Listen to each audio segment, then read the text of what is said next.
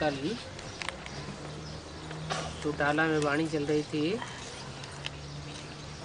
5 फरवरी सन 1967 की प्रातः class.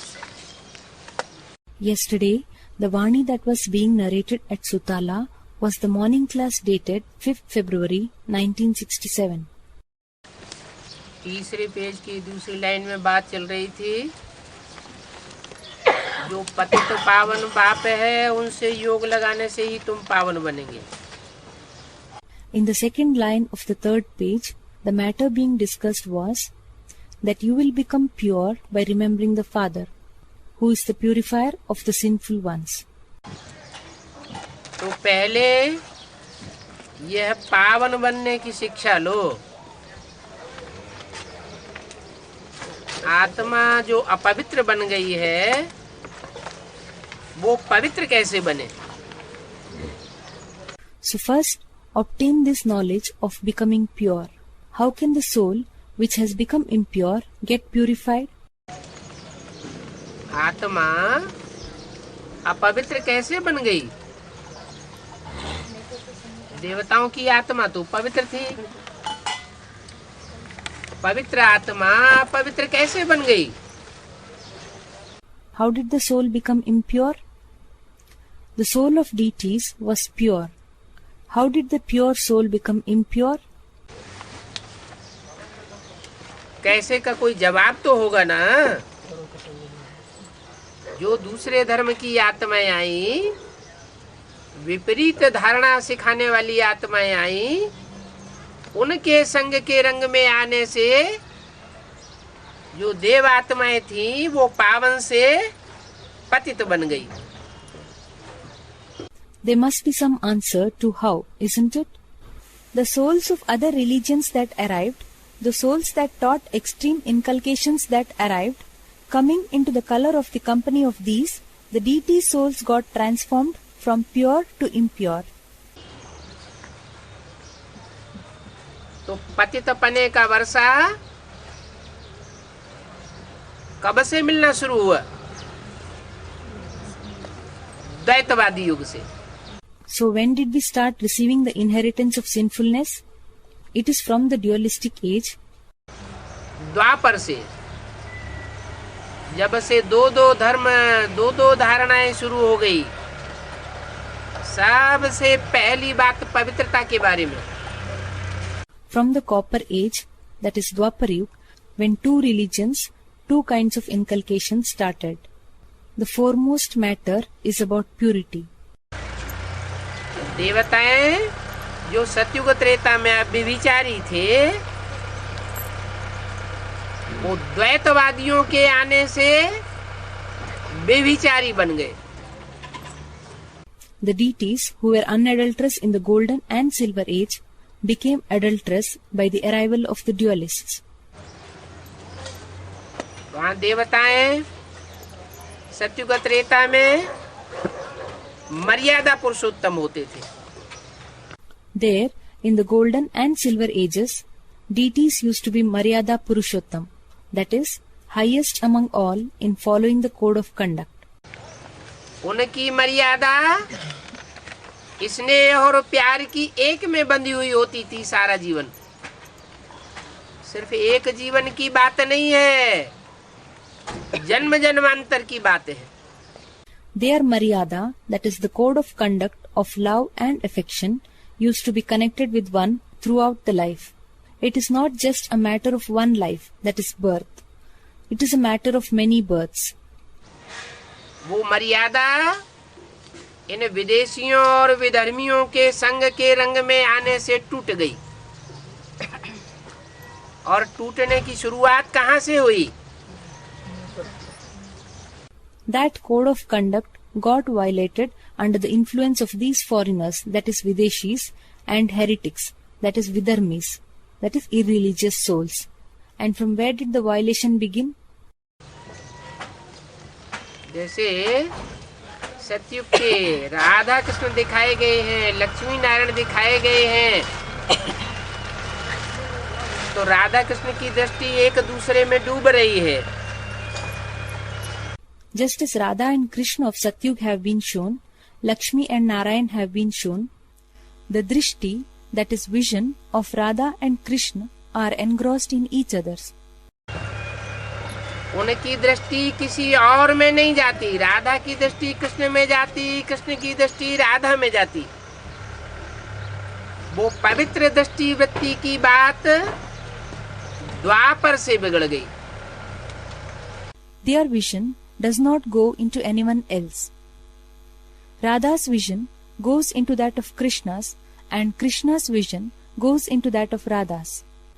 That matter of pure vision and vibrations got spoiled from the copper age. जो विविचार फैलाने वाले धर्म आए, उन्होंने आकर के दृष्टि में, वृत्ति में विविचार फैला दिया। The religion spreading adultery, that is Vyavichar, that arrived, came and spread the adultery of vision and vibrations. और तब से भारत का पतन होना शुरू हुआ।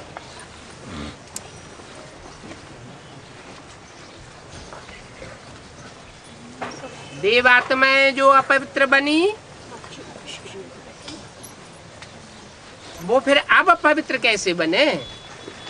And since then, the downfall of India, that is Bharat, began. How can the deity souls, which became impure, become pure once again now? तो बाबा बताते हैं उल्टी सीढ़ी चढ़नी पड़े।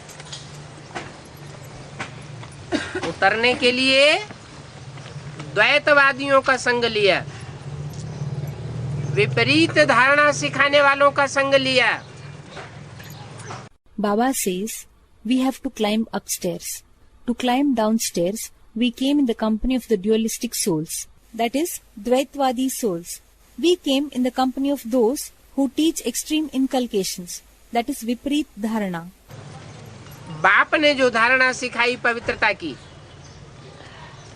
एक में प्रीति रखो, एक में दृष्टि, वृत्ति और कृति, कर्म इंद्रियों की प्रीति रखो, वो धारणा को विधर्मी आत्माओं ने तोड़ दिया।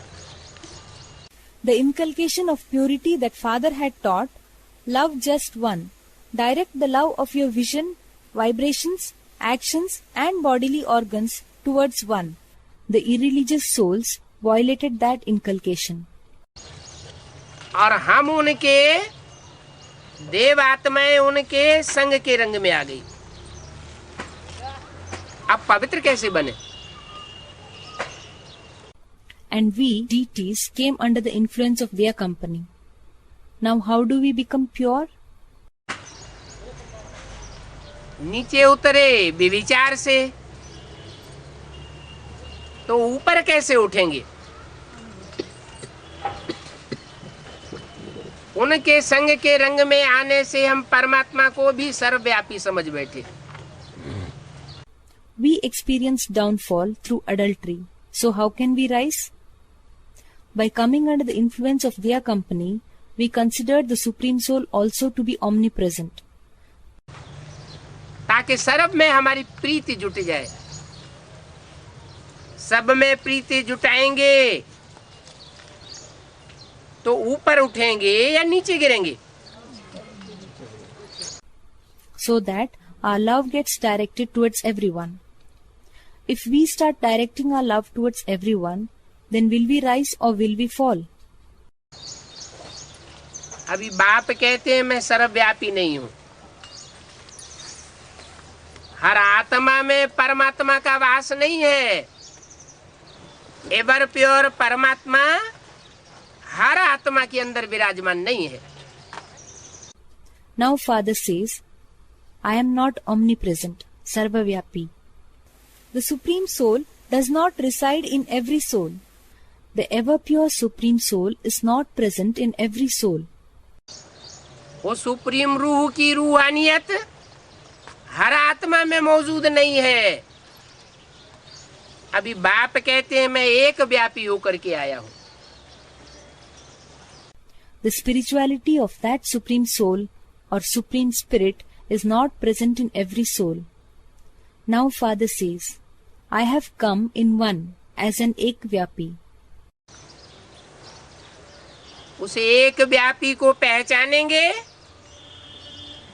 और पहचान करके, जान करके, मान करके उससे प्रीति जुटाएंगे तो आत्मा पवित्र बन जाएगी. If we recognize that ekvyapi, that is the Supreme Soul who has come in one, and after recognizing, after knowing, after accepting him, if we focus our love on him, then the soul will become pure. संग तारे कुसंग बोरे. द्वापर युग से कुसंग लगता चला आया. अभी एक जन्म में संभावना है बाप के आने से कि हम कुसंग को सत्य संग में बदल सकते हैं. Sang tare kusang bore. That is, good company causes true salvation, whereas bad company causes degradation. We have been coming in bad company since the copper age. Now, with the arrival of Father, there is a possibility in one birth that we can transform kusang, that is bad company, into satsang, that is true company. दुनिया में सत्य 100% कोई नहीं है. अभी तो कलयुगी दुनिया है, झूठों की दुनिया. सब झूठे हैं, झूठा प्यार दिखाने वाले हैं. There is no one 100% true in the world. Now the iron-aged world is a world of liars. Everyone is a liar. Everyone shows false love. उसका मिसाल दे दिया. हिंदुस्तान पाकिस्तान का जब बंटवारा हुआ था, खून की नदियां बही थी, तो अपनी अपनी जान लेकर के भाग खड़े हुए. Its example has been given. When India got divided into Hindustan and Pakistan, when rivers of blood flowed, people ran for their lives. 7 तालों में जिन्होंने बंद करके रखा, बहुत प्रीति दिखाई, वो सब भाग खड़े हुए. और सिंध हैदराबाद में उन कन्या माताओं को जो बांधेली बना करके रखी गई थी, उनको मौका मिल गया बाबा के पास पहुंच जाने का. Those who were imprisoned, that is the mothers and virgins, under 7 locks, those who had shown a lot of love, all of them ran away. And in Sindh, Hyderabad, those virgins and mothers who had been kept under bondages got an opportunity to reach Baba's place. जो यज्ञ के आदि में हुआ, वो ही सब अंत में होने वाला है. हिस्ट्री में भी आता है कि एक ऐसा टाइम हुआ था जब बड़े बड़े राजाओं ने परमात्मा प्रीति के आधार पर अपनी राजाई, राजपाट और रानियों को छोड़ दिया था. Whatever happened in the beginning of the yajna, all that is going to happen in the end. It is also mentioned in the history that there was such a time when big kings had renounced their kingship, kingdom and queens on the basis of their love for the Supreme Soul. वो तो सन्यासियों की प्रीति थी, वो प्रवृत्ति मार्ग की प्रीति नहीं थी. अभी तो बाप प्रवृत्ति मार्ग में आया हुआ है. That was a love of monks, sannyasis. That was not a love of the path of household. Now Father has come in a path of household. प्रवृत्ति में रह करके प्रवृत्ति मार्ग वालों को राजयोग सिखाई रहा है. ये प्रवृत्ति मार्ग का राजयोग सिवाय परमपिता परमात्मा की और कोई नहीं सिखा सकता. He is teaching Raj Yoga to householders while living in a household. None except the Supreme Father, Supreme Soul can teach this Raj Yoga of the path of household. सन्यासियों ने अगर सिखाया होता तो वो अपनी प्रवृत्ति को छोड़ करके क्यों भागते जंगलों में? Had the sannyasis taught Raj Yoga, then why would they renounce their households and run away to the jungles? ये तो बाप ही है जो बेहद की प्रवृत्ति संसार में आकर के जुटाता है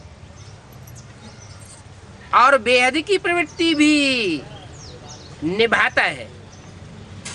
It is only Father who comes in this world and establishes an unlimited household and even maintains an unlimited household. अंत तक निभाता है. अभी बाप कहते हैं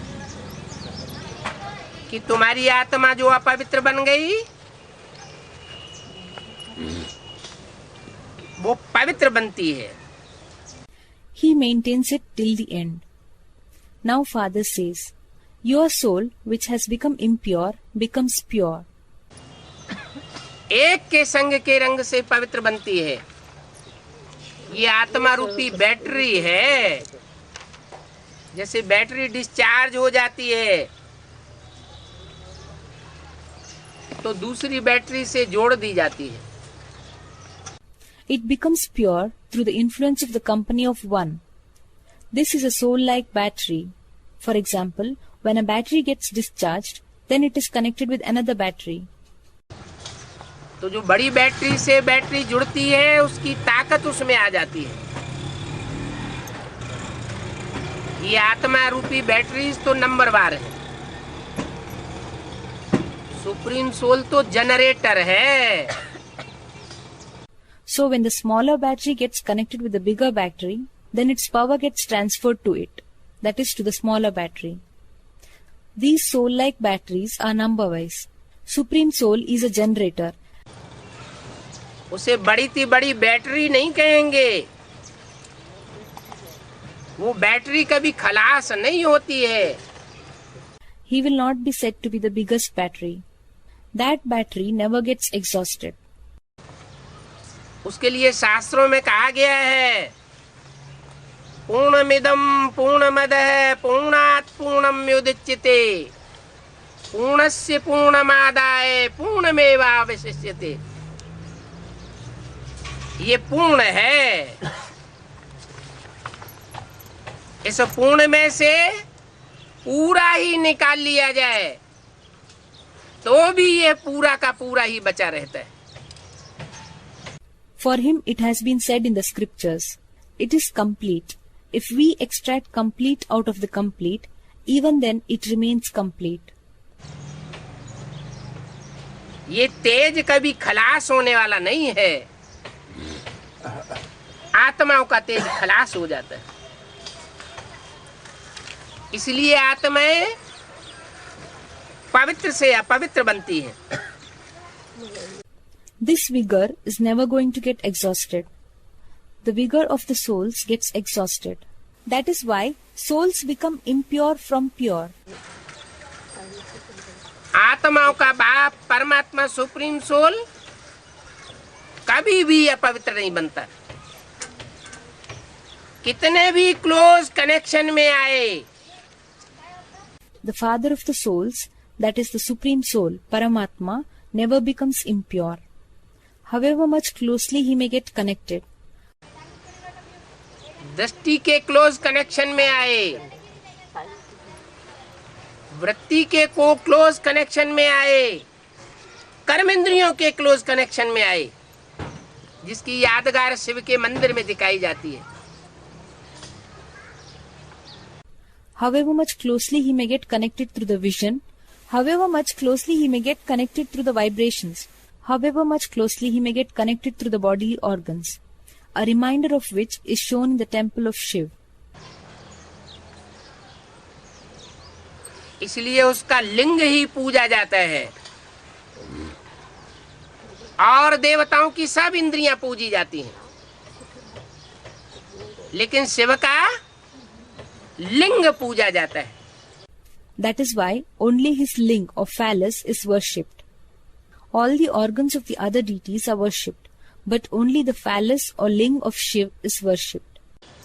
क्यों? ये यादगार है इस बात की कायम भक्ति मार्ग में कि वो इस धरा पर जब आया तो कर्मेंद्रियों के क्लोज कनेक्शन में आने के बावजूद भी नीचे नहीं गिरता। Why? In the path of worship, this reminder is still in place, which indicates that when he comes on earth, he does not witness downfall. क्षरित नहीं होता, पतित नहीं बनता, ऊंची स्टेज से नीची स्टेज में गिरता नहीं है। He does not get discharged, does not become sinful, in spite of coming in close connection of the bodily organs. He does not fall from a higher stage to a lower stage. यहाँ तक कि जिसमें एक व्यापी बन करके आता है, वो आत्मा भी आत्मा है, परंतु उसको भी ऐसा संग का रंग लगता है कि ज्यादा समय तक नीचे गिरा हुआ नहीं रह सकता, क्योंकि सुप्रीम सोल उसमें प्रवेश करता है। It is to the extent that the soul in whose body he enters as Ekvyapi is also a soul only. But that soul also gets influenced by his color of company in such a way that he cannot remain in a degraded stage for a longer time, because the Supreme Soul enters into him. मन संग का रंग सबको लगता है, रामकृष्ण की आत्माओं को भी लगता है, जिनमें प्रवेश करके परमात्मा 84वें अंतिम जन्म में माता पिता के रूप में संसार के सामने प्रत्यक्ष होते हैं। It means that color of company influences everyone. The souls of Ram and Krishna also get influenced. The souls in whose body the Supreme Soul enters in their last 84th birth and gets revealed as mother and father in the world. उन माता पिता का नाम दिया हुआ है शास्त्रों में, जगतम पितरम वंदे पार्वती परमेश्वरो। वो जगत के माता पिता बनकर के संसार के सामने प्रत्यक्ष होते हैं। That mother and father have been named in the scriptures as जगतम पितरम Vande Parvati परमेश्वरो। I bow to the mother and father of the world, that is Parvati and Parameshwar. They get revealed in front of the world as mother and father of the world.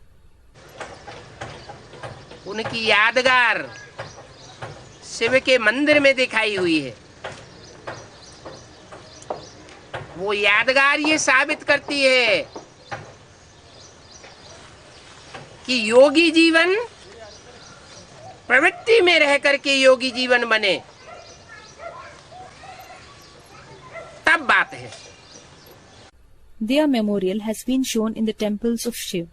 That memorial proves that a yogi life is worthwhile only if it is led while living in a household. निवृत्त होकर के, दूरवाज खुशवाज होकर के, पवित्र बन लिए अल्पकाल के लिए, ये कोई बड़ी बात नहीं।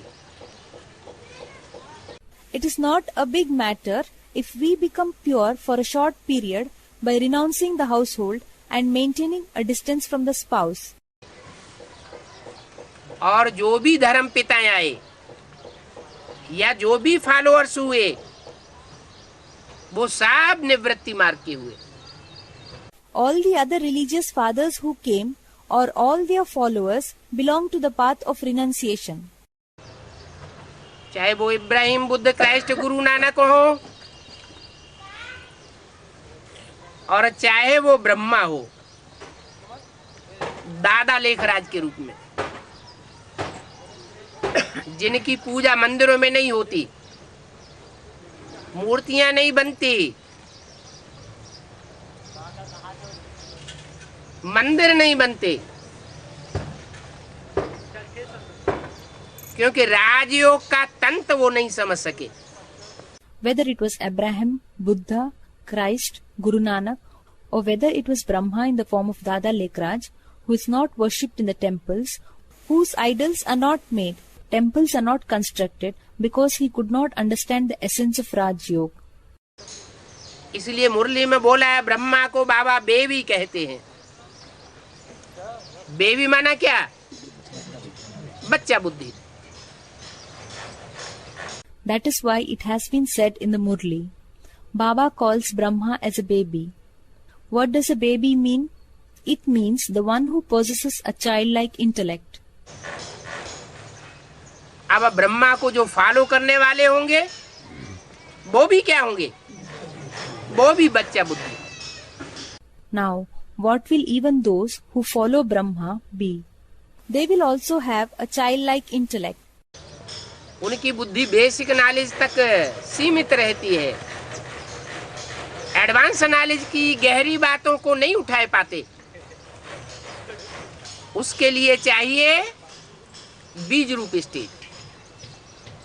Their intellect remains limited to the basic knowledge. They cannot grasp the deeper matters of the advanced knowledge. For that, they need a seed-like stage. जो सदा मुरलियों में बताते रहे कि बाप समान स्टेज धारण करनी है, देह भान को त्यागना है, Which has always been described in the Murlis, that one must imbibe a father-like stage. One must renounce the body consciousness. आत्मा बनेंगे तो निराकारी बनेंगे। आत्मा माने ज्योति बिंदु, निराकारी बनेंगे तो निर्विकारी बनेंगे। If we become a soul, then we will become incorporeal. Soul means a point of light, Jyoti Bindu. If we become incorporeal, Nirakari, then we will become viceless, Nirvikari. साकार भान में रहेंगे तो कर्मेंद्रियां चंचल होती रहेंगी। If we remain in the consciousness of the corporeal body, then the bodily organs will keep becoming inconstant. सुबह से लेकर के शाम तक जितनी प्रैक्टिस करेंगे, मैं आत्मा ज्योति बिंदु हूँ, स्टार हूँ, उतना ही निराकारी स्टेज बनती जाएगी। The more we practice from morning till evening, I am a soul, a point of light, a star, the more we will achieve an incorporeal stage. और बाप के नजदीक पहुंचते जाएंगे। हमारी आत्मा रूपी बैटरी बाप के नजदीक पहुंचेगी तो चार्ज होती जाएगी। And we will be coming closer to Father. When our soul-like battery comes closer to Father, then it will keep getting charged. इसलिए बोला भी है, आत्मा रूपी सुई की सारी कट उतरने पर तुम बच्चे डायरेक्ट बाप से सीखोगे। That is why it has also been said, when the entire rust of the soul-like needle gets removed, then you children will learn directly from Father. Direct का कनेक्शन जास्ती होगा या जो इनडायरेक्ट है उसका कनेक्शन जास्ती होगा? Will the one who is directly connected have more connection, or will the one who is indirectly connected have more connection? जो डायरेक्ट कनेक्शन जोड़ेंगे उनको डायरेक्ट पावर मिलती है। एडवांस में ज्ञान में आने वाले सब डायरेक्ट बाप से कनेक्शन जोड़ने वाले। Those who establish a direct connection receive direct power. All those who come to the path of advanced knowledge are the ones who establish a direct connection with the Father. लेकिन बाप को नंबरवार पहचानते हैं, नंबरवार निश्चय बुद्धि बनते हैं। जितना पहचानते हैं उतना समर्पण बुद्धि बनते हैं। But they recognize Father number-wise. They develop faith number-wise. The more they recognize, the more they surrender their intellect. कम पहचानते हैं तो तन मन धन कम ही समर्पण कर पाएंगे। If they recognize to a lesser extent, then they will be able to surrender their body, mind and wealth to a lesser extent. सारा मदार ज्ञान के ऊपर है। ज्ञान माना जानकारी, जानकारी माने पहचान, बाप की पहचान। Everything is based on knowledge, Gyan. Gyan means information. Information means recognition. Recognition of father. वो बाप की पहचान वो ही कर सकते हैं जो पहले आत्म की स्थिति में स्थित हो जाए, निराकारी बने। Only those souls can recognize father who become constant in the soul conscious stage first. Those who become incorporeal first. ये बाप समान स्टेज धारण करेंगे तो निराकारी निर्विकारी बनेंगे, निर्विकारी जो है वो निरहंकारी बनेंगे। If we imbibe this father-like stage, then we will become incorporeal, viceless. Those who are viceless will become egoless. अहंकारियों को बाप पसंद नहीं करता। सारे विकार माफ हैं। कोई कितना भी कामी हो, कुत्ते जैसा कामी क्यों न हो, वो भी शास्त्रों में गायन है। क्या? Father does not like egoistic souls. All the vices are pardoned. However lustful one may be lustful like a dog.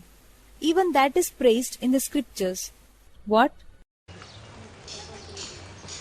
कि पांडवों का स्वर्गारोहण हुआ तो साथ में कुत्ता भी चला गया। It is praised that when the Pandavas proceeded towards heaven, then a dog also accompanied them. तो बाप ये नहीं देखते हैं कोई कितना नीचे गिरा हुआ है, कितना कामी है, या व्यभिचारी है, या महाकामी है, क्रोधी है, लोभी है, मोही है। ये चार विकार परमात्मा बाप की तरफ से पूरे माफ। So Father does not see that however degraded one may be, however lustful, that is kami, or adulterous, that is vyabhichari, or most lustful, that is mahakami, angry, that is krodhi, greedy, that is lobhi, and attached, that is mohi one may be. These four vices are fully forgiven by the Supreme Soul Father. लेकिन अगर अहंकारी है तो बाप की ओर से माफ नहीं होता। But if someone is egoistic, there is no forgiveness from the Father. ऐसे भी नहीं कि बाप उन बच्चों को घृणा करता है। दुनिया में ऐसे ही होता है, जिसको जो घृणा करता है उसको अपने नजदीक नहीं आने देता। It is also not that Father hates them. It happens like this in the world. The one who hates someone will not allow him to come close to oneself. और बाप सुप्रीम सोल ऐसा नहीं है, उसको किसी से घृणा नहीं है। जो अहंकारी थे अहंकारी बच्चे हैं, महादेह अभिमानी हैं, उन बच्चों को भी अपने नजदीक बैठाता है। And Father Supreme Soul is not like that. He does not hate anyone. He makes even the most egoistic children who are most body conscious to sit close to him. जाड़ के चित्र में देखो, नास्तिक धर्म से जास्ती अहंकारी तो कोई धर्म नहीं हो सकता। Look at the picture of tree. There can be no religion more egoistic than the atheist religion. महा अहंकारी, देह अहंकार जैसे जाता ही नहीं। वो बच्चा बाप के सबसे नजदीक बैठा। Maha Ahankari, the one with great ego. It is as if they are not able to renounce the body consciousness at all. That child sits closest to the Father. लेकिन बाप के अंदर के प्यार और बाहर के प्यार की बड़ी भारी युक्ति है। But there is a very big tact involved in the internal love and external love shown by the father. देखने में बच्चा भी समझता है कि बाबा हमको बहुत प्यार करता है. From what is shown, the child also feels that Baba loves me a lot. जैसे माउंट आबू की सभा जुड़ी हुई होती है व्यक्त बाप दादा की, तो चिपक करके कौन बैठते हैं? वो समझते हैं हम बहुत प्यारे हैं. पब्लिक भी क्या समझती है? अरे अरे अरे अरे, ऐसे दीदी दादियों जैसा प्यार हमको भी मिला होता. For example, when the audience gathers at Mount Abu of Avyakt Bap Dada, then who sits glued to him? They feel that we are the most beloved. What does the public also think? Arey, arey, arey.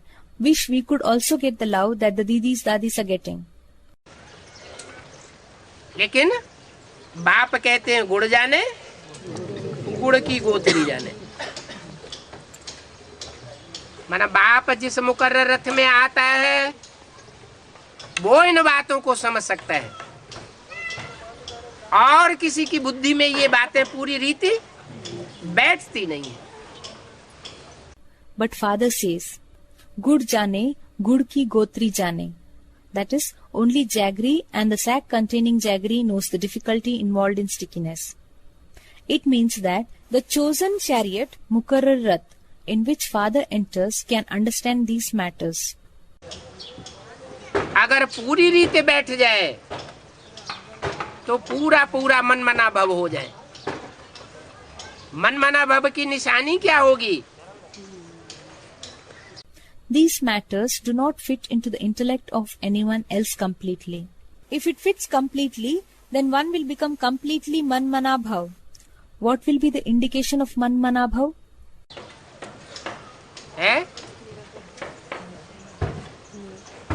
जो बाप का संकल्प सो बच्चे का संकल्प. माना संकल्प मात्र भी विरोधाभास नहीं हो सकता. Whatever is the thought of father should be the thought of the child. It means that there cannot be any opposition even in the thoughts. वाचा में बाप की वाचा से वाचा टकरा जाए, ये तो बड़ी बात हो गई.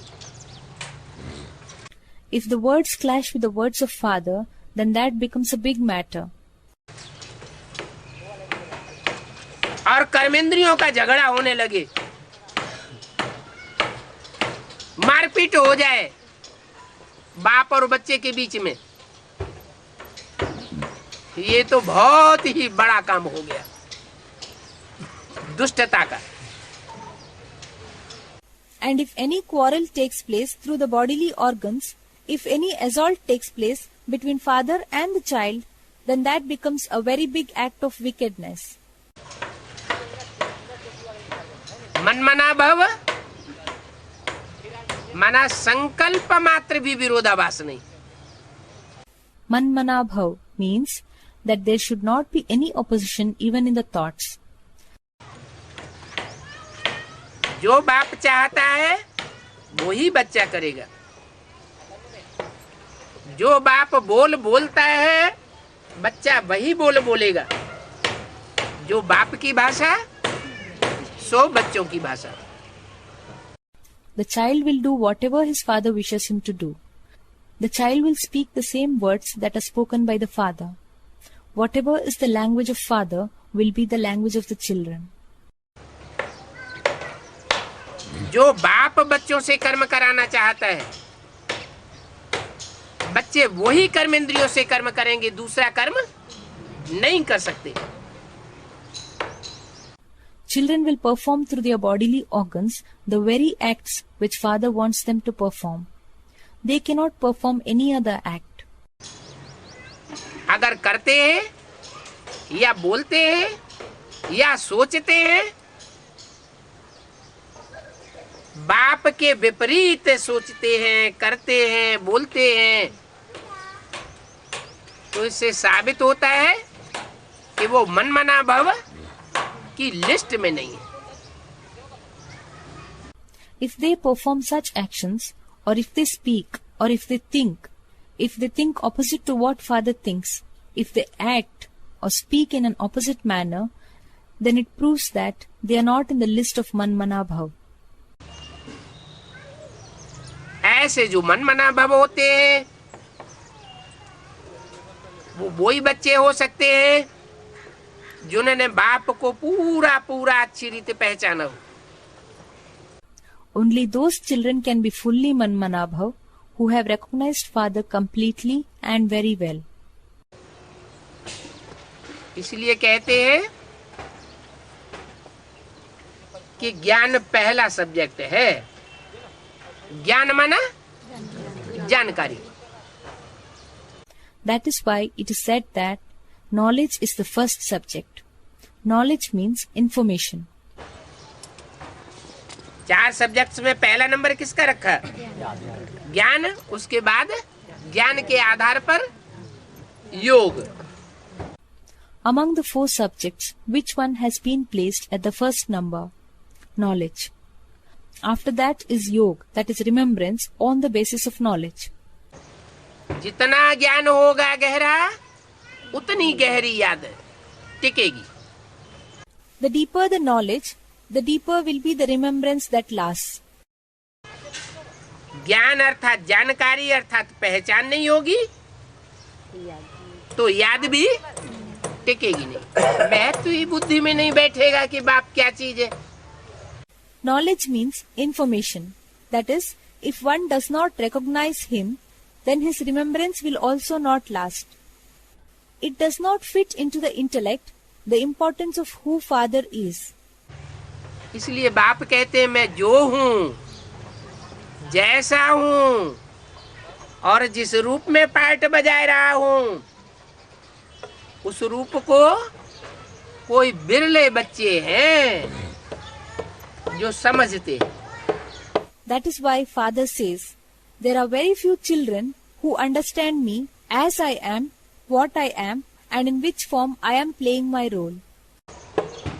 न समझने के कारण फिर बुद्धि का योग इधर उधर भटकता रहता. Because of the lack of understanding, the intellect keeps wandering in the dark here and there. कहीं देहधारियों में भटकता है, कहीं देर के पदार्थों में भटकता है. बुद्धि एक बाप में टिकती ही नहीं. Sometimes it wanders towards the bodily beings. Sometimes it wanders towards the things connected with the body. The intellect does not remain constant in one father at all. क्योंकि पूरा पूरा जानकारी नहीं है कि बाप से क्या प्राप्ति होती है. It is because there is a lack of complete knowledge as to what we gain from father. बाप से प्रीति बुद्धि होने से क्या प्राप्ति होती है और कोई भी बात में बाप से विपरीत बुद्धि होने में क्या प्राप्ति हो जाती है. What do we gain from father by a loving intellect, and what do we stand to lose from the father by an extreme intellect in any matter? कितना बड़ा घाटा हो जाता है ये बुद्धि में जब तक बैठा नहीं है तब तक जैसे राजयोग सीखा ही नहीं. How big a loss do we suffer until this has not fitted into the intellect? Till then, it is as if one has not learnt Rajyog at all. ये राज भरा हुआ है. योग माना लगाओ, इसका नाम है राजयोग. लगाओ माने attachment. This is the secret contained in it. Yog means lagav, that is attachment. Its name is Raj Yog. Lagav means attachment. दुनियावी व्यक्तियों में, दुनियावी पदार्थों में अटैचमेंट होता है तो उसकी निशानी क्या होती है?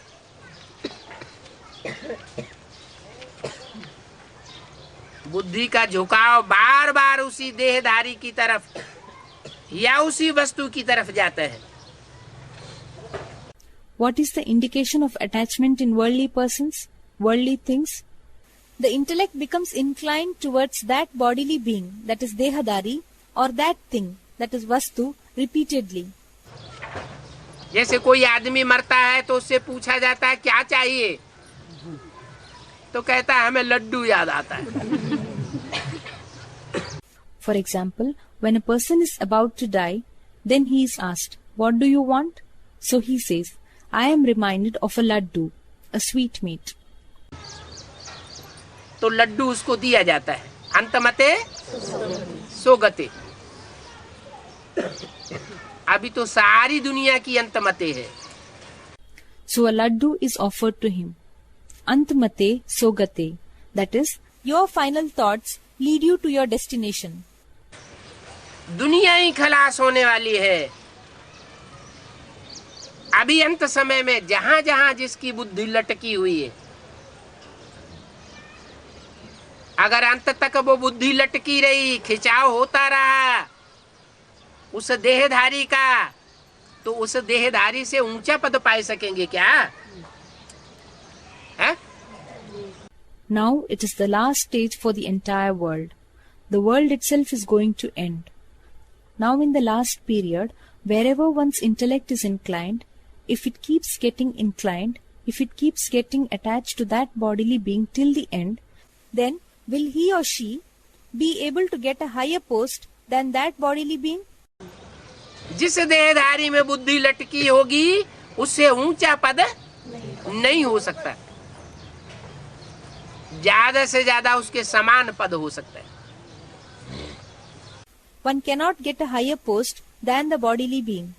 At the most, they can get a post equal to them. तो बाप कहते हैं सबसे बुद्धि योग तोड़ो और मुझे एक संग जोड़ो. So Father says, detach the connection of your intellect with everyone and attach the connection with one, that is me. एक के साथ जोड़ने से क्या प्राप्ति होती है, ये बिरले बच्चे जानते हैं. What is the benefit by connecting to one is known only to a few children. ये जानकारी मैं ही आकर के देता हूं. क्या जानकारी? बाप का परिचय. ये बाप का परिचय बाप के सिवाय और कोई दे ही नहीं सकता. I alone come and give this information. Which information? The introduction of Father. This introduction of Father cannot be given by anyone else except Father. Basic knowledge में भी वो माँ के रूप में आता है और बच्चों को परिचय देता है कि मैं ज्योति बिंदु हूं, मेरी आत्मा का नाम शिव है. In the basic knowledge also, he comes as a mother and gives the introduction to children that I am a point of light. The name of my soul is Shiv. Shiv को बूरी भी कहा जाता है. बूरी माना बिंदी. ये नाम कभी बदलता नहीं है. मेरी आत्मा का नाम शिव ही है. Shiv is also called Buri. Buri means point. This name does not change. The name of my soul is Shiv only. और रूप भी बिंदी है. ये रूप भी नहीं बदलता और नाम भी नहीं बदलता. And the form is also point. This form also does not change and the name also does not change. बदलता कब है? कब बदलता है? जब कोई में प्रवेश करते हैं तो मेरा नाम भी बदल जाता है और रूप भी बदल जाता है. When does it change? When does it change? When I enter into someone, then my name also changes and the form also changes. मानो मुकर्रर रथ में प्रवेश करते हैं तो नाम क्या हो जाता है? हैं? मुकर्रर रथ में प्रवेश करते हैं तो मेरा नाम शिव से बदलकर क्या हो जाता है? Suppose he enters into the chosen chariot, that is Mukarrar Rath, then what name does he get? When I enter into the chosen chariot, then what does my name, that is Shiv, change to? मेरा नाम वो हो जाता है जो 33 करोड़ देवताओं में से और किसी को वो टाइटल नहीं मिलता। My name becomes that, the title which is not given to any other deity among the 33 crore deities. Shiv का नाम 33 करोड़ देवताओं में से किसी के साथ नहीं जोड़ा जाता, सिर्फ है जिसे देव देव महादेव कहा जाता है, जो देवताओं में सबसे बड़ा देवता है, उसके साथ मेरा नाम जोड़ा जाता है। The name of Shiv is not added to the name of any of the 33 crore deities. My name is added only to the name of the one who is called Dev Dev Mahadev, who is the highest among all deities. और किसी के साथ नहीं जोड़ा जाता। क्यों? 33 करोड़ देवताओं में एक के साथ ही क्यों जोड़ा जाता और बाकी इसके के साथ क्यों नहीं जोड़ा जाता? It is not added to the name of anyone else. Why? Why is it added to the name of only one among the 33 crore deities? And why is it not added to the name of the remaining deities? Shiv Brahma क्यों नहीं कहते? शिव विष्णु क्यों नहीं कहते? शिव जगदम्बा क्यों नहीं कहते? शिव पार्वती क्यों नहीं कहते? शिव सीता क्यों नहीं कहते? Why it is not said Shiv Brahma? Why it is not said Shiv Vishnu? Why it is not said Shiv Jagadamba? Why it is not said Shiv Parvati? Why it is not said Shiv Sita? कहते हैं क्या? नहीं कहते। क्यों नहीं कहते? हैं? भोलानाथ। कारण क्या है? Is it said like that? It is not said. Why it is not said like that? Someone said, he is called Bholanath, that is Lord of the Innocent. What is the reason? Someone said, he is the highest one. क्योंकि वो love में लीन होने वाली जो stage है, 100% प्यार में डूब जाना, जिसकी परीक्षा भी हो। It is because the stage of being absorbed in love, getting immersed in 100% love, which should also be tested. क्या? क्या परीक्षा हो? परीक्षा मन के द्वारा ही नहीं होती है, वाचा के द्वारा भी परीक्षा होती है,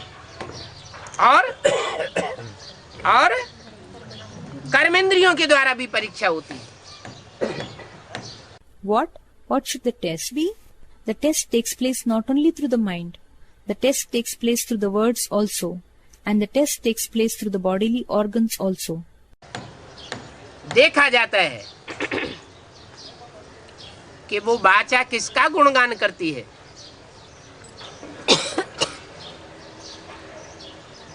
एक बाप के मुकाबले किसी और को प्रियरिटी तो नहीं देती है। It is observed that whom do those words praise? Do the words give priority to anyone else in comparison to one father? अगर वाचा एक बाप के मुकाबले किसी और की प्रशंसा करती है,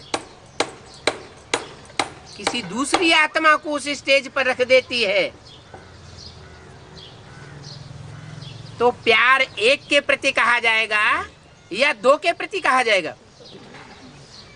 If the words praise anyone else in comparison to one father, if the words praise any other soul in that stage, then will the love be said to be directed towards one or towards two?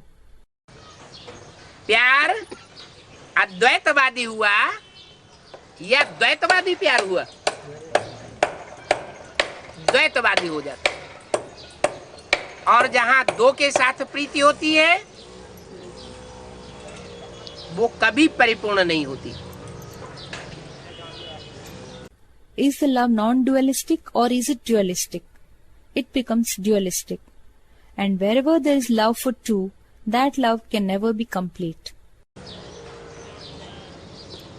Bharat में तो खास बोलते हैं, एक पत्नी सदा ब्रह्मचारी। सिखों में भी कहते हैं, राम का मिसाल देते हैं, कौन से विशेष गुण का?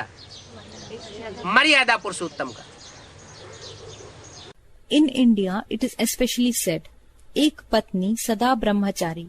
The man who maintains a truthful relationship with his wife and none else is said to be celibate forever. It is said like that among the Sikhs also. An example of Ram is given. An example of which special virtue is given? It is the virtue of being Maryada Purushottam. That is, the highest among all the human beings in following the code of conduct. तो वाचा में भी एक आकार हो जाए। वो वाचा चाहे माँ के रूप में बोली गई हो ब्रह्मा के मुख से,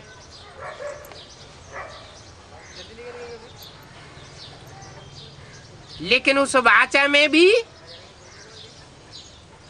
कहीं विरोधाभास न हो। So the words should also be in unison. Those words may have been spoken as a mother through the mouth of Brahma. But even in those words, there should not be any opposition or contradiction. जैसे ब्रह्मा की वाणी है, गुलजार दादी के मुख से चलाई जाती है,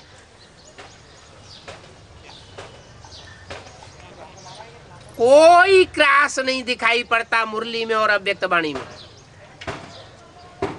किसी वाक्य में किसी को कोई क्रास दिखाई पड़ा हो, विपरीतार्थक बातें दिखाई पड़ती हो, तो बतावे। For example, there are the versions of Brahma spoken through the mouth of Gulzar Dadi. The Murlis and Avyaktavanis do not appear to cross each other. If anyone has observed any contradiction in any sentence, if anyone finds any contradictory matter, then they may tell. मुरली का कोई point अव्यक्त वाणी के कोई point को काटता हो तो कोई बतावे। If any point of Murli contradicts any point of the Avyaktavani, then anyone can tell. कोई पॉइंट नहीं काटता। अव्यक्त वाणी जैसे मुरलियों के पैरेलल चलती है, साथ साथ चलती है। No points cut each other. It is as if the Avyaktavanis run parallel to the Murlis. They run parallelly. फिर तो दादा लेखराज ब्रह्मा को भगवान का रूप हो जाना चाहिए। फिर भगवान के रूप में उसकी पूजा क्यों नहीं होती? Then Dada Lekhraj Brahma should become a form of God. Then why is he not worshipped as God? फिर तो ब्रह्मा का नाम शिव के साथ जुड़ जाना चाहिए ना, क्यों नहीं जुड़ जाता? Then the name of Brahma should be joined with Shiv, isn't it? Why it is not joined? जब ब्रह्मा के द्वारा जो भी वाणी बोली गई गुलजार दादी के थ्रू, वो सारी की सारी वाणी इतने वर्ष चलाई गई और मुरलियों के अनुकूल है, प्रतिकूल एक शब्द भी नहीं।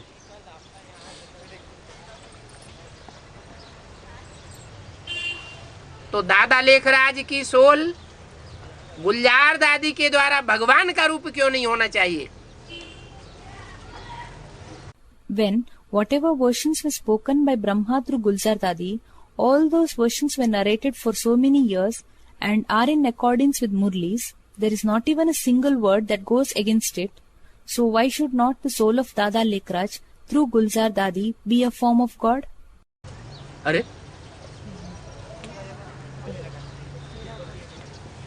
एक अंतर फिर भी है।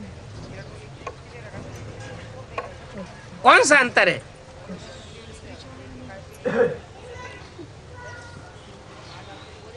कोई की बुद्धि में नहीं आता है? पवित्र नहीं, वो तो आता ना आता बात अलग हो गई, लेकिन वाणी की बात हो रही है। अव्यक्त वाणी और जो व्यक्त वाणी है उसमें विशेष अंतर एक बात का फिर भी है। Array, even then, there is one difference. Which difference? Does it not strike anybody's intellect? Someone said he is incorporeal. Someone said he does not enter into the body of a virgin. Pure. Someone said he does not enter into the body of a virgin. No. Whether he comes or not is a different matter. But here we are talking about the versions. Even then, there is one special difference between the Avyaktvani and the Vyaktvani. That difference is that वो अंतर ये है कि दादा लेखराज ब्रह्मा के तन के through जो वाणी चलाई जाती थी वो सुप्रीम सोल के द्वारा चलाई गई थी, और गुलजार दादी के तन के द्वारा जो वाणी चलाई जाती है वो सुप्रीम सोल के द्वारा नहीं चलाई जाती। किसके द्वारा चलाई जाती? देव आत्मा के द्वारा चलाई जाती। the versions that were spoken through Dada Lekraj Brahma were narrated by the Supreme Soul, and the Vani that is narrated through the body of Gulzar Dadi is not narrated by the Supreme Soul. Through who is it narrated? It is narrated by a DT soul. तो जो जैसा होगा वैसी ही पढ़ाई पढ़ाएगा। देवता होगा तो देवताई वाणी सुनाएगा। देवता माना धारणा युक्त। So as is the soul, so shall be its teaching. If it is a DT, then it will narrate a divine version. Devta, that is a DT, means dharana yukta, virtuous. देवता किसे कहा जाता है? जो धारणाओं से भरा पूरा हो उसे कहेंगे देवता। Who is said to be a DT? The one who is perfect in the inculcation of virtues will be said to be a DT.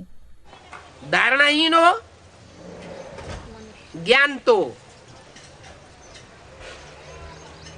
Ravan में भी दिखाया गया है चित्रों में। वेद शास्त्र रावण के हाथों में भी दिखाए जाते हैं, और वेद शास्त्र ब्रह्मा के हाथों में भी दिखाए जाते हैं। फिर अंतर क्या है? If there is no dharana at all, Ravan is also depicted in the pictures to possess knowledge. Ravan is also shown to be holding in his hands the Vedas and scriptures, and the Vedas and scriptures are also shown in the hands of Brahma. Then what is the difference? कोई अंतर है? ब्रह्मा ने उस ज्ञान को धारण किया और रावण ने उस ज्ञान को धारण नहीं किया। Is there any difference? Brahma inculcated that knowledge, and Ravan did not inculcate that knowledge. इसलिए ब्रह्मा देवता की कोटि में आता है और रावण राक्षसों की कोटि में आता है। तो यहाँ वाणी की बात हो रही थी। दादा लेखराज ब्रह्मा के थ्रू जो वाणी चली और गुलजार दादी के थ्रू जो वाणी चल रही है उसमें खास अंतर किस बात का है? That is why Brahma comes in a category of deity and Ravan comes in the category of demons. So here we are talking about Vani. What is the main difference between the Vani that was narrated through Dada Lekraj Brahma and the Vani that is being narrated through Gulzar Dadi? गुलजार दादी के जो द्वारा वाणी चल रही है उसमें धारणा के पॉइंट्स आते हैं, क्योंकि देव आत्मा की वाणी है। देव आत्मा ज्ञान सुनाएगी। देवताओं में ज्ञान होता है या धारणा होती है? धारणा होती है। तो वो देव आत्मा धारणा की वाणी सुनाती है। The Vani that is being narrated through Gulzar Dadi contains points of dharana, inculcation of virtues, because it is a Vani of a deity soul. Will a deity soul give knowledge? Do the deities have knowledge or do they have dharana? They have dharana. So that deity soul narrates a Vani of dharana. और शिव बाप धारणा की भी बातें सुनाते हैं, तो साथ साथ ज्ञान की विशेष बातें सुनाते हैं। वो ज्ञान का सागर है। And Father Shiv narrates matters of dharana as well as special matters of knowledge. He is an ocean of knowledge. ये नहीं कहा जाता कि मैं धारणाओं का सागर हूँ। मेरा टाइटल सर्वगुण संपन्न, 16 कला संपूर्ण, संपूर्ण हिंसक, मर्यादा पुरुषोत्तम मेरा टाइटल है। किसका? It is not said that I am an ocean of dharana. Is my title Sarvaguna Sampann, that is complete in all virtues, Sola Kala Sampurn, that is complete in 16 celestial degrees, Sampurn Ahimsak, that is completely non-violent, Maryada Purushottam, that is highest among all in following the code of conduct. Whose title is it? किसका? शिव बाप का। ये मेरा title नहीं है।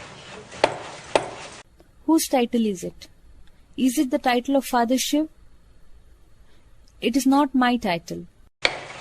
मैं ज्ञान का सागर हूँ, प्यार का सागर हूँ, मुक्ति जीवन मुक्ति दाता हूँ, लेकिन सर्वगुण संपन्न 16 कला संपूर्ण मैं नहीं बनता। मैं तुम बच्चों को बनाता हूँ। I am an ocean of knowledge. I am an ocean of love. I am the bestower of Mukti Jivan Mukti, that is, liberation and liberation in life. But I do not become complete in all virtues, complete in 16 celestial degrees.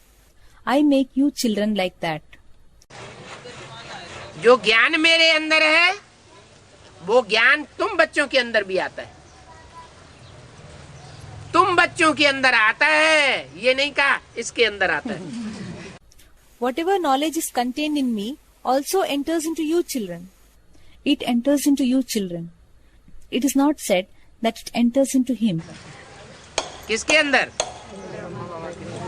Brahma बाबा, ब्रह्मा सरस्वती के अंदर वो ज्ञान आता है, ये नहीं कहा। तुम बच्चों के अंदर आता है। Into whom? It has not been said that the knowledge enters into Brahma Baba, Brahma Saraswati. It comes into you children. तो बाप ज्ञान का सागर, तो उसकी वाणी भी ज्ञान से भरी पूरी होती है। ये अंतर है ब्रह्मा की वाणी में और सुप्रीम सोल की वाणी में। So Father is an ocean of knowledge. So his Vani is also filled with knowledge. This is the difference between the Vani of Brahma and the Vani of Supreme Soul. ये अंतर होने के कारण ब्रह्मा शिव बाप से मिलकर के एक आकार नहीं हो सकता। Because of this difference, Brahma cannot become one with Father Shiv. अगर एक आकार हो गया होता तो शिव ब्रह्मा भी कहा जाता। शिव ब्रह्मा नहीं कहा जाता, शिव विष्णु भी नहीं कहा जाता। Had he become one, then the word Shiv Brahma would also have been spoken. It is not said Shiv Brahma, neither is it said Shiv Vishnu. Vishnu ज्ञान सुनाता है कि नहीं सुनाता है? हैं? सुनाता है? नहीं सुना, गूंगा है। Does Vishnu narrate knowledge or not? Does he narrate? Does he not narrate? Is he dumb? Vishnu ज्ञान सुनाता है या गूंगा है? हैं? सुनाता है। शास्त्रों में तो दिखाया है कि ज्ञान कलश किसके द्वारा बांटा गया है? लक्ष्मी के द्वारा बांटा गया। Does Vishnu narrate knowledge or is he dumb? He narrates. It has been shown in the scriptures. Who distributed nectar from the pot of knowledge? Gyan Kalash. Lakshmi distributed it. तो जो लक्ष्मी है वो तो धारणा की देवी है ना। लक्ष्मी में जगदम्बा में फर्क दिखाया गया है। क्या फर्क है? So the one who is Lakshmi is the Devi of Dharana, inculcation of virtues, isn't it? A difference has been shown between Lakshmi and Jagdamba. What is the difference? Jagdamba अपने भक्तों की सर्व मनोकामनाएं पूरी करती है और लक्ष्मी धन की कामना पूरी करती है. Jagadamba fulfills all the desires of her devotees. And what about Lakshmi? She fulfills the desires of wealth. कौन से धन की बात है? ज्ञान धन की बात है. ईश्वर का दिया हुआ धन पहला पहला कौन सा है? ईश्वर जब इस धरा पर आता है तो पहला पहला कौन सा धन देता है? ज्ञान धन देता है. Which wealth is being talked about here? It is a matter of wealth of knowledge. Which is the first and foremost wealth granted by God? When God comes on this earth, then which wealth does He give first of all? वो ज्ञान धन जो देता है वो ही धन लक्ष्मी देती है. किसके द्वारा देता है? नारायण बनने वाले के द्वारा देता है. He gives the wealth of knowledge, Gyandan. Lakshmi gives the same wealth of knowledge that He gives. Through whom does He give? He gives it through the one who is going to become Narayan. तो लक्ष्मी कहाँ से देती है? लक्ष्मी से धन मांगते हैं. बाबा कहते हैं लक्ष्मी के पास धन कहाँ से आया? नारायण से आया. So where does Lakshmi give from? Wealth is sought from Lakshmi. Baba says, from where did Lakshmi get the wealth? She got it from Narayan. तो शिव का जो ज्ञान धन है वो पहले पहले किसने लिया है? नारायण ने लिया. नारायण ने लिया और लक्ष्मी ने नारायण से लिया. So who received the wealth of knowledge from Shiv first of all? Narayan received it. Narayan received it and then Lakshmi received it from Narayan. तो अंतर पड़ जाता है. क्या अंतर पड़ जाता है? कि लक्ष्मी भी बाप टीचर सदगुरु का रूप नहीं हो सकती. So there is a difference. What is the difference? It is that Lakshmi also cannot assume the form of father, teacher, Sadguru. मैं बाप भी हूँ, टीचर भी हूँ और सदगुरु भी हूँ. I am a father also, a teacher also, and Sadguru also. बाप भी कोई साधारण बाप नहीं, सुप्रीम बाप, माना बापों का बाप. जो भी धर्म पिताएं हैं उन सबका बाप और supreme teacher. Father is also not an ordinary father. He is a supreme father. It means father of fathers. He is the father of all the religious fathers and a supreme teacher. और जो teachers हैं उनको कोई न कोई पढ़ाई पढ़ाता है. लेकिन मैं ऐसा टीचर हूँ जिसको कोई भी पढ़ाई नहीं पढ़ा सकता. Someone or other teaches all the other teachers. But I am such a teacher who cannot be taught by anyone. राजयोग की भी पढ़ाई है ना. ये राजयोग की पढ़ाई सुप्रीम टीचर को कोई नहीं पढ़ा सकता. वो सारी दुनिया को पढ़ाता है, उसको कोई नहीं पढ़ाता, इसलिए वो सुप्रीम टीचर है. There's a study of Raj Yoga also, isn't it? This study of Raj Yoga cannot be taught by anyone to the supreme teacher. He teaches the entire world. Nobody teaches him. That is why he is a supreme teacher. और सदगुरु, बाकी दुनिया में जो भी गुरु हैं वो सब देहधारी गुरु हैं. उनको सदगुरु नहीं कहा जाता. And Sadguru, that is true preceptor. As for the rest of the preceptors of the world, they are Dehadari Gurus, that is embodied persons. They cannot be called as Sadguru. कहते भी हैं एक सदगुरु अकाल मूर्त. कि 2-4 सदगुरु अकाल मूर्त? एक सदगुरु अकाल मूर्त। तो जो एक सदगुरु है वो ही सच्चा है। सत्य मना सच्चा। कैसा गुरु? सत्य गुरु।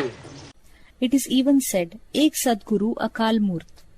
One true preceptor is an eternal personality. Or is it said, 2-4 Sadguru Akal Murt? One Sadguru Akal Murt. So the one who is the Sadguru is the true one. Sat means true. Which kind of a guru? Sat Guru, true preceptor. तो बाकी गुरु कैसे हो गए? बाकी सब गुरु नंबरवार झूठे हो गए। भले कहते हैं गुरुर ब्रह्मा गुरुर विष्णु गुरुर देवो महेश्वर। ब्रह्मा को गुरु मान लेते हैं, विष्णु को गुरु मान लेते हैं, शंकर को गुरु मान लेते हैं। लेकिन शंकर में से अगर शिव को अलग कर दिया जाए तो वो सब रह जाएगा।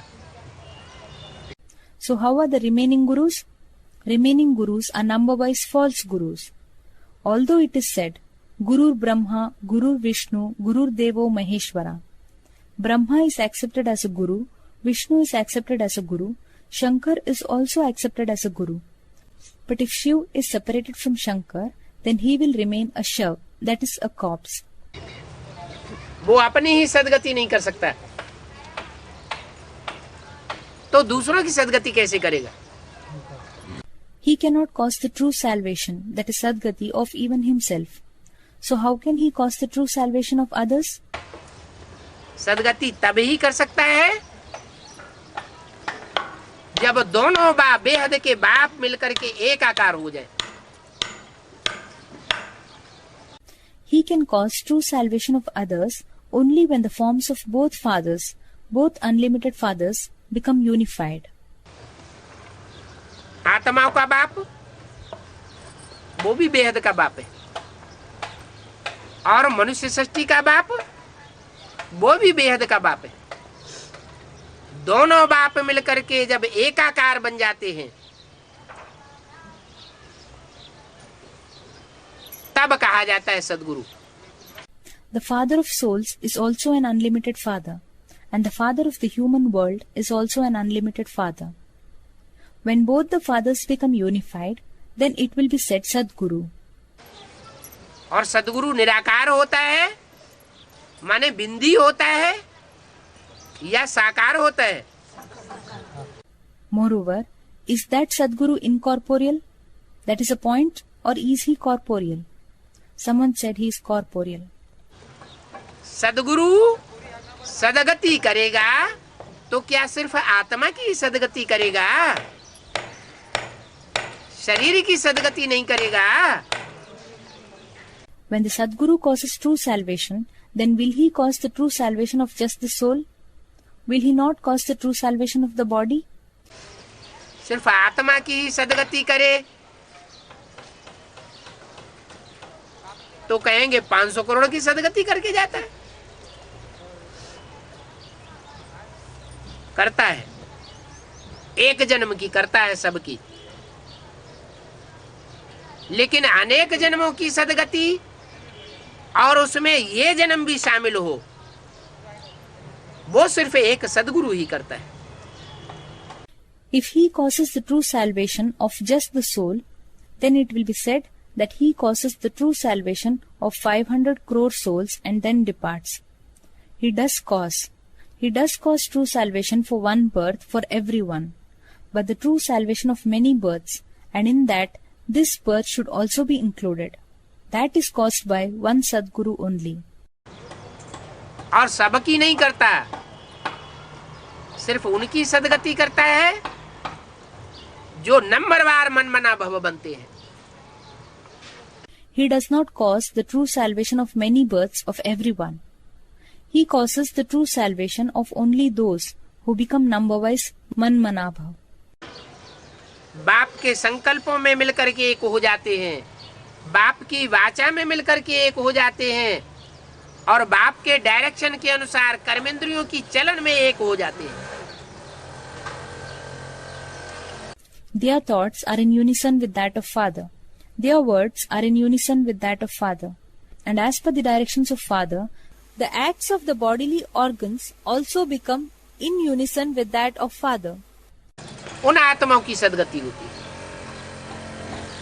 और शरीर सहित सदगति होती है। इसलिए बोला है आत्मा रूपी बिठैया और शरीर रूपी नवैया, दोनों का खिवैया एक बाप है।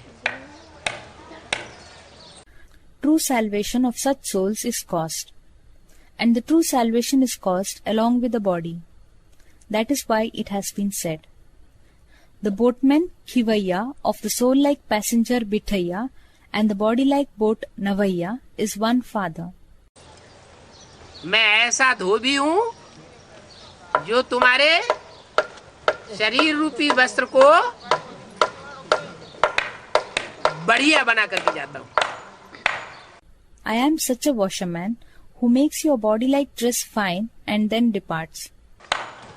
ऐसा धोबी किस काम का जो वस्त्र फाड़ के रख दे और कहे अगले जन्म में ले लेना।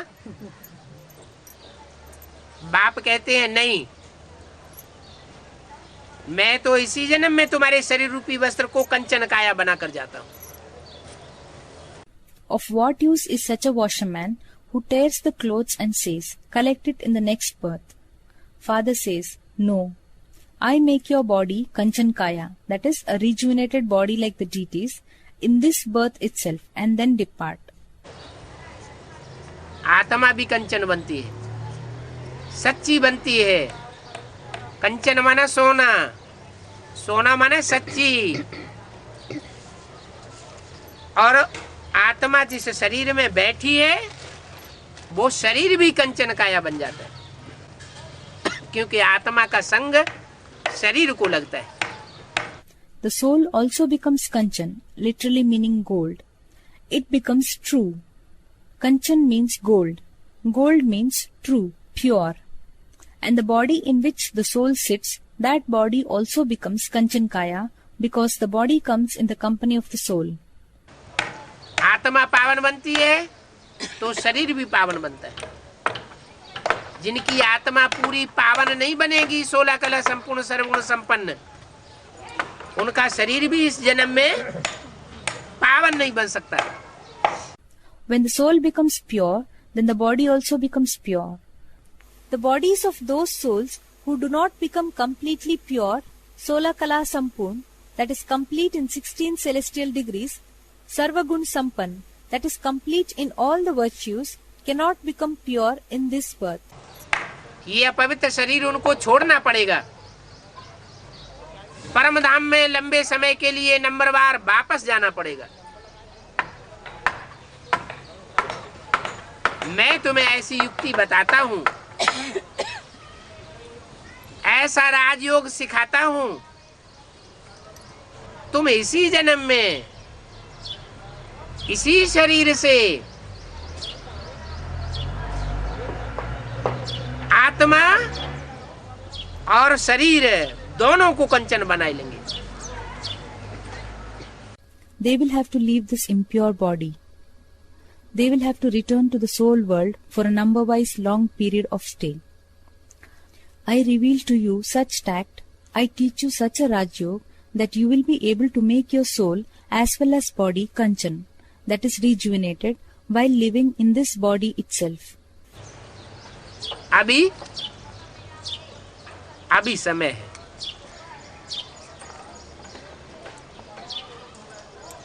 अभी फिर भी समय है बाप को पहचानने का और बाप का संग का रंग लेने का। Now, there is still time. Now, even now, there is some time to realize Father and to get influenced by the company of Father. संग का रंग लेने का मतलब ये नहीं कंधे पे चढ़ के बैठ जाए। ऐसे बहुत होते हैं कि सरेंडर हो जाते हैं और कहते हैं हम तो साथ ही रहेंगे।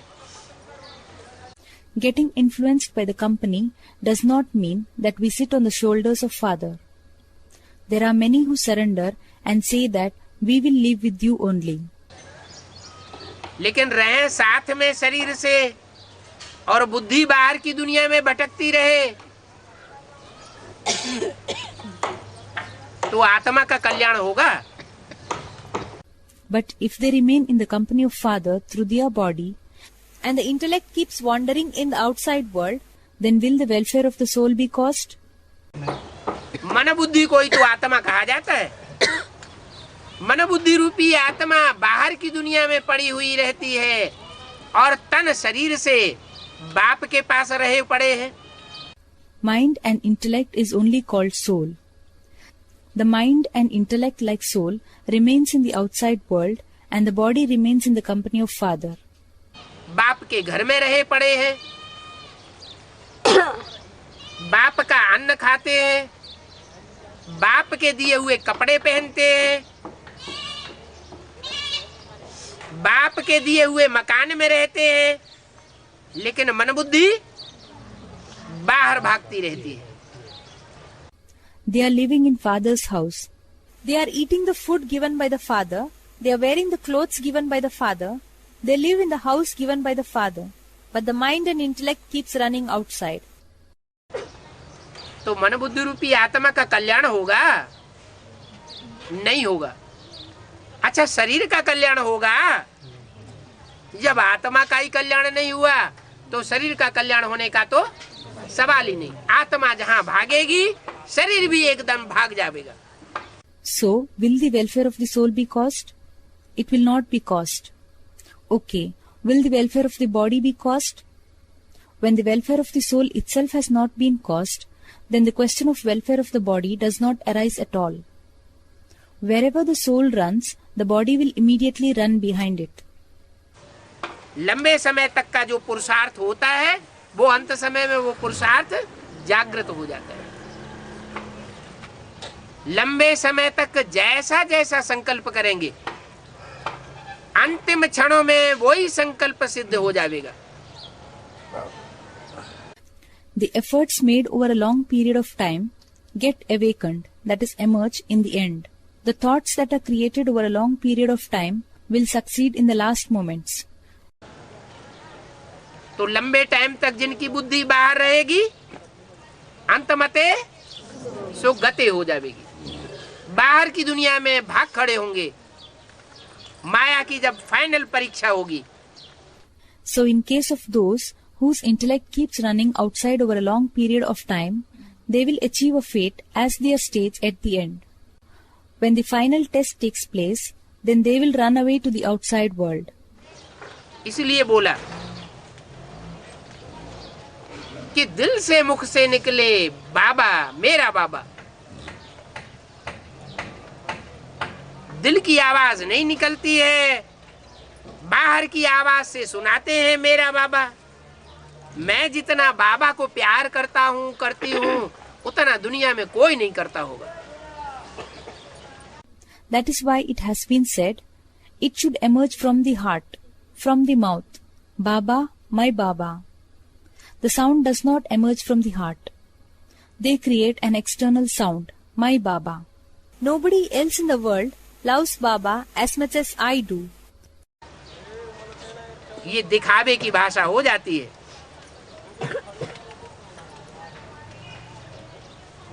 जिसके अंदर में भरा होगा मेरा बाबा, उसके चेहरे में और चलन से दिखाई पड़ेगा। क्या क्या दिखाई पड़ेगा? कि बाबा तो इनको मिला है और हमको नहीं मिला। This language is for showing off. The one whose inner self is filled with my Baba, that will appear from his face and actions. What? What will be visible? It will appear as if he has found Baba and we have not found Baba.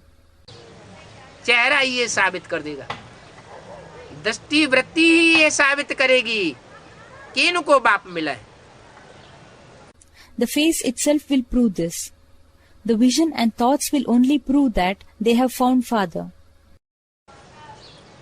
दो शब्द भी किसी को सुनाएंगे ऐसी stage में, वो दो शब्द भी वो अनुभूति के शब्द होने के कारण सुनने वाले के दिल में घर कर जावेंगे, वो बाप का बन जाएगा,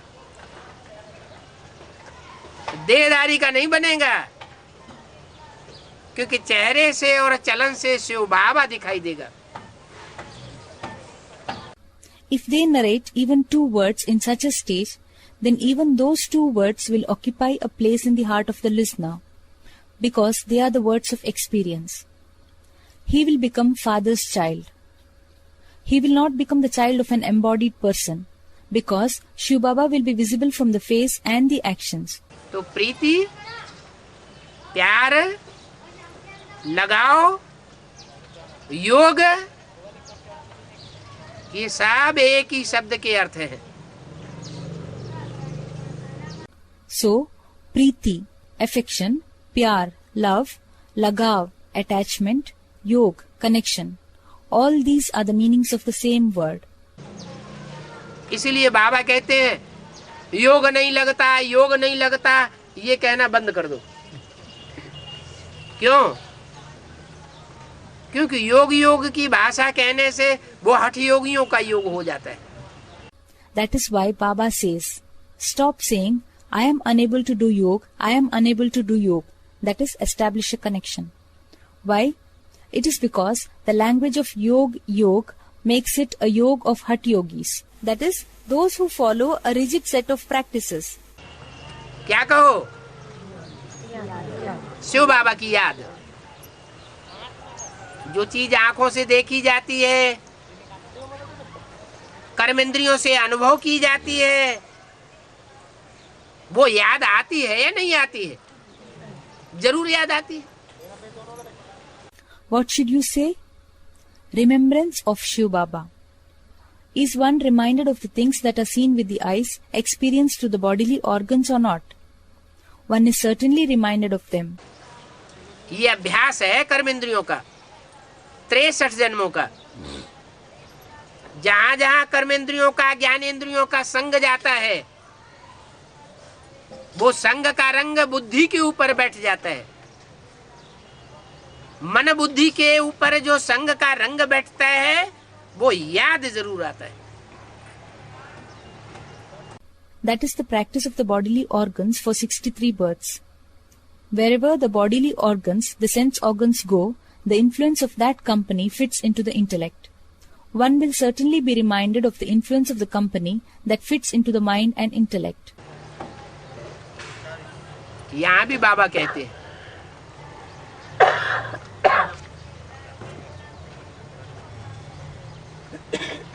कि राज परिवार में वो ही आवेंगे जो संगी साथी बनेंगे। कितने आवेंगे? 16,108। Here also Baba says that only those souls will come into the royal family who become the companions or associates. How many will come? 16,108. वो तन से, मन से, धन से, समय और संपर्क से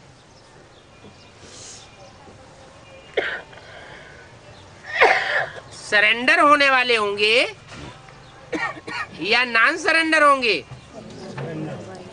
Will they be the ones to surrender their body, mind, wealth, time and connections, or will they be non-surrendered ones? उस लिस्ट में बांधेली माताएं आएंगी या नहीं आएंगी? हैं? वो तो तन से संग नहीं दे पाती है, धन से भी संग नहीं दे पाती है, धन उनके पास होता नहीं, पति के बंधन में होता है, तन भी नहीं, धन भी नहीं। Will the Bandeli mothers, that is, the mothers in bondages, come in that list or not? Someone said they will come. They are unable to give the company through body.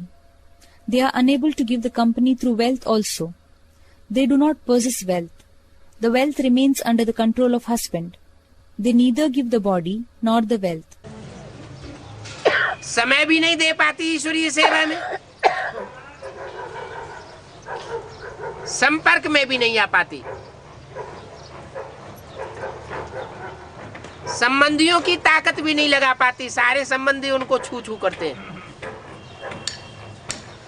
फिर They are not even able to give time for godly service.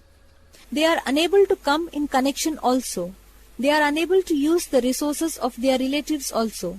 All the relatives shoo them away. Then मन जो है वो surrender होता है। तो मन जब लगातार सरेंडर रहेगा फाइनल परीक्षा तक, तो रिजल्ट क्या निकलेगा? अंत मते सोगते हो जावे। they surrender their minds. So if the mind remains surrendered continuously till the final test, then what will be the result? Antmate Sogati. Your final thoughts will lead you to your destination. उनकी मन बुद्धि बाप के साकार संग से दूर होते हुए भी, शरीर से कर्मेंद्रियों से दूर होते हुए भी, अंत में रिजल्ट क्या आवेगा कि वो बाप के नजदीक पहुंच जाएंगे और 16,000 की लिस्ट में आ जाएंगे। In spite of their mind and intellect remaining far away from the corporeal company of Father, in spite of remaining far away through their body, through their bodily organs, what will be the result in the end? It will be that they will come close to Father, and they will come in the list of 16,000. और अभी मिसाल दिया, जो पहले पहले surrender हो जाते हैं और बुद्धि बाहर की दुनिया में धरी रहती है, वो दूर हो जाएंगे। तो जो दूर हो जाएंगे अंत समय में, वो फिर 16,000 की लिस्ट में आवेंगे या नहीं आवेंगे? And an example was given now, that those who surrender first and whose intellect remains in the outside world will move far away. So will those who move far away in the last period come in the list of 16,000 or not? Someone said they will not come. हैं? नहीं आएंगे। फालतू surrender हुए हैं? फालतू surrender हुए, भाग जाना चाहिए हैं? नहीं। Will they not come? Did their surrendering go waste? Did their surrendering go waste? Should they run away? Someone said they must run away. No. नियम है कि जो भी एक बार भी सरेंडर हुआ,